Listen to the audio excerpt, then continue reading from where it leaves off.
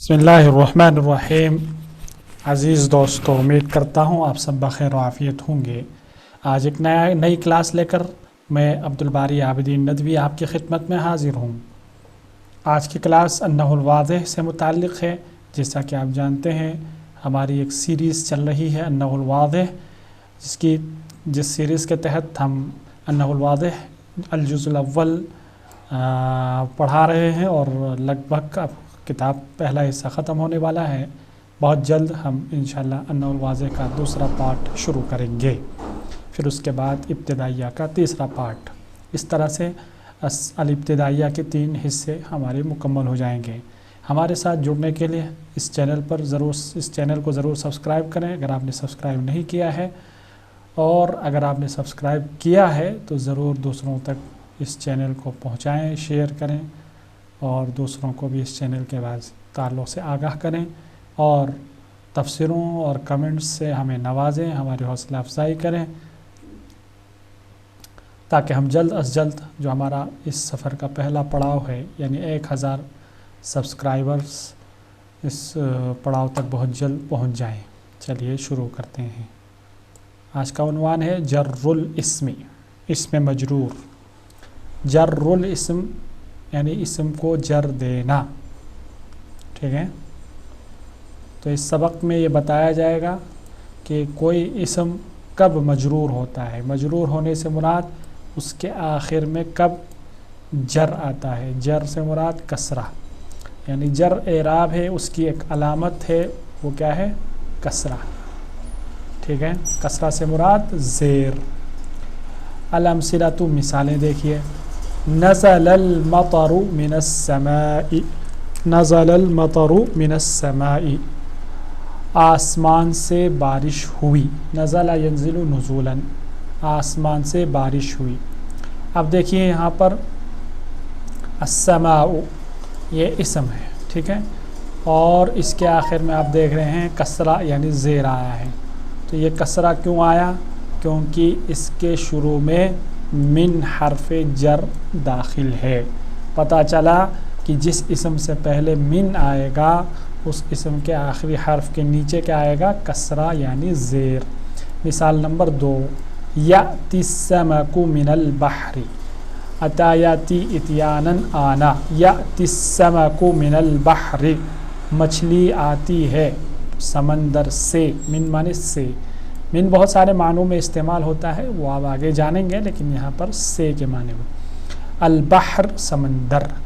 अब अल-बहर इस्म है, नाउन है, और इस इस्म के आखिर वाला हर्फ, आखिरी हर्फ यानी रा के नीचे क्या है? कसरा, ज़ेर। तो इस पर कसरा क्यों आया? क्योंकि इसके शुरू में मिन आया है, जो कि हुरूफ जार्रा में से हैं।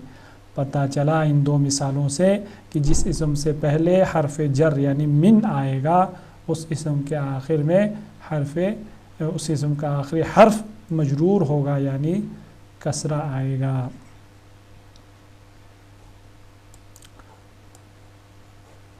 उसके बाद चलिए इसके बाद अगली मिसालें देखते हैं।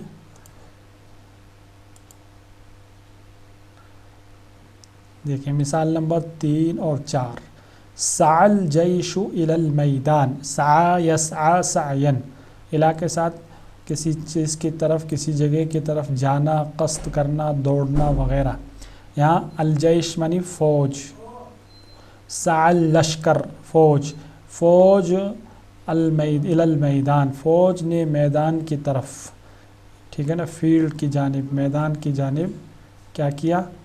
दौड़ लगाई या मार्च किया। फ़ौज ने मैदान की तरफ मार्च किया। तो सा यस्आ सायन। अब यहाँ देखिए हमें जो चीज़ समझनी है वो है अल-मैदान। अल-मैदान इस्म है, इसके आखिरी हर्फ यानी नून के नीचे कसरा यानी ज़ेर आ गया। क्यों आया? क्योंकि इसके पहले इला यानी इला हर्फ जो है इस पर दाखिल हुआ है। तो पता चला जहाँ भी इला किसी इस्म के पहले आए या इस्म पर दाखिल हो तो उस इस्म का आखिरी हर्फ क्या होगा? मकसूर या मजरूर होगा।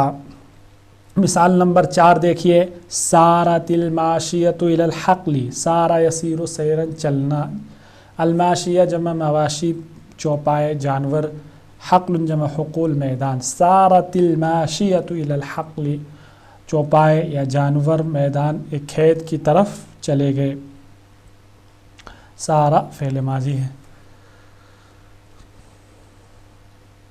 چلیے تو یہاں پر بھی آپ نے دیکھا الحقل لاسٹ میں آخری حرف کے نیچے کسرہ آ گیا کیونکہ الا حرف اس پر داخل ہے۔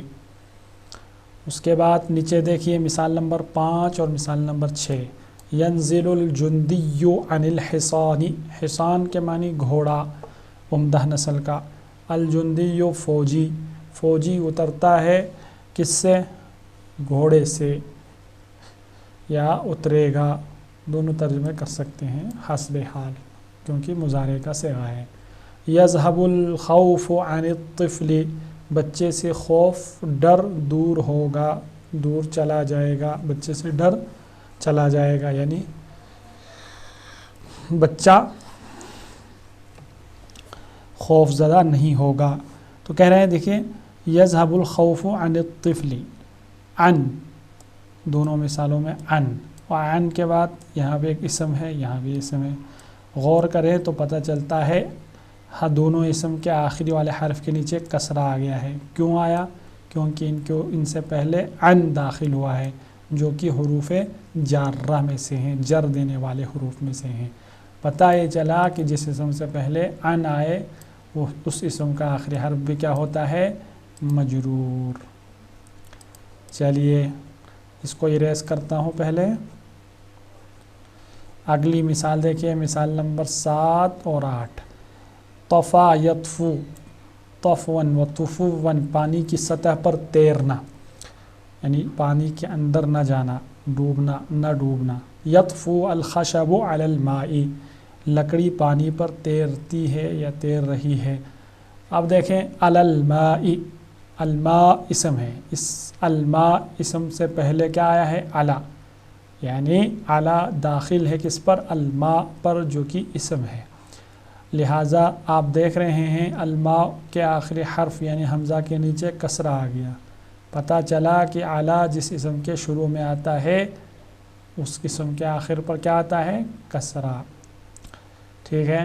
اس کے بعد دیکھیے مثال نمبر 8، یسقط الثمر علی الارض، سقط یسقط سقوط گرنا، الثمر پھل، پھل گرتا ہے زمین پر۔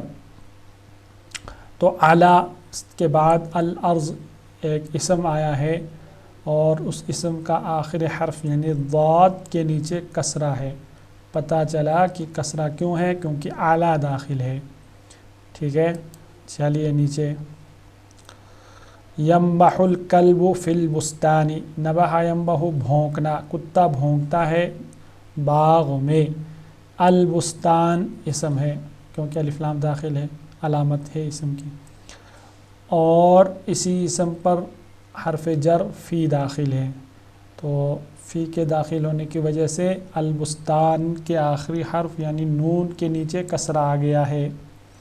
اس کے بعد دیکھیے دخل المجرم فی السجن، مجرم داخل ہوا جیل میں، السجن اسم کے آخر میں کسرہ آ گیا کیونکہ فی داخل ہے اس پر، پتہ چلا فی بھی حروف جارہ میں سے ہے۔ پھر اس کے بعد قشرت الفاکہۃ بالسکین، با یہاں حرف جر، مدد استعانت کے لیے، قشرہ کہتے ہیں، قشرہ یقشر یقشر قشرن، چھلکا اتارنا، چھیلنا، میں نے پھل کو چھیلا بالسکین، چھری سے، تو السکینی اسم ہے، اس سے پہلے با داخل ہوا ہے اس لیے السکین کا آخری حرف یعنی نون کے نیچے زیر کسرہ ہے۔ یتقاتل الجنود بالسیوف، تقاتل آپس میں لڑنا، یتقاتل الجنود بالسیوف، فوج آپس میں باہم لڑتی ہے تلواروں سے، تلواروں کے ذریعے، تو السیوف ایک اسم ہے، اس کے آخری والے حرف یعنی فا کے نیچے کسرہ آ گیا، کیوں؟ کیونکہ اس پر با داخل ہے، تو پتہ چلا با بھی حروف جارہ میں سے ہے۔ اس کے بعد دیکھیے مثال نمبر 13، الجائزۃ للسابق، جائزہ مانے انعام جمع جوائز، انعام کس کے لیے ہے؟ سبقت لے جانے والے کے لیے، سبق یسبق سبقت، آگے بڑھنا، تو آپ دیکھ رہے ہیں السابق اسم ہے، اس کے آخر والے حرف کے نیچے کسرہ آیا ہے، کیوں؟ کیونکہ لام حرف اس پر داخل ہے، پتہ چلا لام بھی حرف جر ہے۔ اشتریت قفلا للخزانتی، میں نے ایک تالا خریدا، قفل جمع قفال، اشتریت میں نے خریدا ایک تالا، للخزانت، خزانت جمع خزانت الماری، الماری کے لیے، لام جو آتا ہے اس کے معنی ہوتا ہے کے لیے، خزانہ الماری کے لیے میں نے ایک تالا خریدا۔ تو الخزانہ اسم ہے، اس کے آخر والے حرف پر دیکھیے نیچے کسرہ آ رہا ہے، کیوں؟ کیونکہ لام حرف جر اس پر داخل ہے۔ تو اب پتہ چلا کہ یہ حروف کون کون سے حروف، ایک بار دیکھ لیتے ہیں اوپر سے، من، الا، عن، علا، فی، با، لام۔ یہاں تو چند ہی کا جو ہے ذکر ہوا ہے، ورنہ حروف جارہ 17 ہیں۔ اس کو کسی شاعر نے اس طرح نظم کیا ہے، حروف جارہ 17 ہیں، اے زی اولا، ان کو تم یاد کر لو تاکہ ہو بھلا، باؤ تاؤ کافو لامو منزو مزخلا، رب حاشا من علا فی ان علا حتی الا۔ بہرحال فی الحال آپ اتنے ہی یاد رکھیں گے، آگے کے اسباق میں انشاءاللہ پورے تمام حروف جار کو آپ پڑھ لیں گے اور سمجھ لیں گے۔ چلیے قبل اس کے کہ بحث پڑھیں، اس کو اریز کرتا ہوں۔